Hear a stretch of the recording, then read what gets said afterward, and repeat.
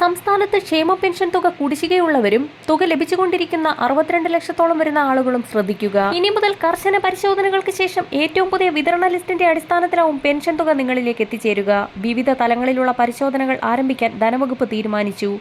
അനർഹരായവരെ കണ്ടെത്തി ഒഴിവാക്കുകയും അർഹരായവർക്ക് മുഴുവൻ കൃത്യമായി പെൻഷൻ വിതരണം ഉറപ്പാക്കുകയും ചെയ്യുന്ന നടപടികൾ തുടരുമെന്ന് ധനവകുപ്പ് വൃത്തങ്ങൾ വ്യക്തമാക്കി. നിലവിലെ സുപ്രധാന തീരുമാനത്തിന് കാരണമായിരിക്കുന്നത് 1458 സർക്കാർ ജീവനക്കാർ ക്ഷേമ പെൻഷൻ അനധികൃതമായി തട്ടിയെടുത്തു എന്നുള്ള കണ്ടെത്തലിലാണ്. സംസ്ഥാനത്ത് ഗസറ്റഡ് ഉദ്യോഗസ്ഥരടക്കം 1458 സർക്കാർ ജീവനക്കാർ സാമൂഹ്യ സുരക്ഷാ പെൻഷൻ കൈപ്പറ്റുന്നതായി കണ്ടെത്തി.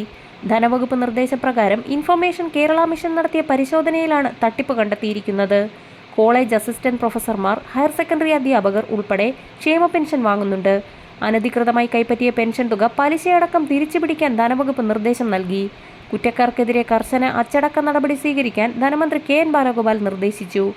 സാമൂഹ്യ സുരക്ഷാ പെൻഷൻ കൈപ്പറ്റുന്ന 2 അസിസ്റ്റന്റ് പ്രൊഫസർമാരിൽ ഒരാൾ തിരുവനന്തപുരത്തെ സർക്കാർ കോളേജിലും രണ്ടാമൻ പാലക്കാട് ജില്ലയിലെ സർക്കാർ കോളേജിലുമാണ് ജോലി ചെയ്യുന്നത്. 3 ഹയർ സെക്കൻഡറി അധ്യാപകരാണ് പെൻഷൻ വാങ്ങുന്നത്. ആരോഗ്യവകുപ്പിലാണ് ഏറ്റവും കൂടുതൽ പേർ ക്ഷേമ പെൻഷൻ അനധികൃതമായി വാങ്ങുന്നത്. ഇങ്ങനെ വിവിധ വകുപ്പുകളിലായി സാമൂഹ്യ സുരക്ഷാ പെൻഷൻ അനധികൃതമായി വാങ്ങുന്നവരുടെ പട്ടിക പുറത്തുവിട്ടിരിക്കുകയാണ്. അതിനാൽ തന്നെ ജനുവരി മാസം മുതൽ ഏറ്റവും പുതിയ വിതരണ ലിസ്റ്റിന്റെ അടിസ്ഥാനത്തിലാവും ഇനി മുതൽ പെൻഷൻ തുക ലഭിക്കുക.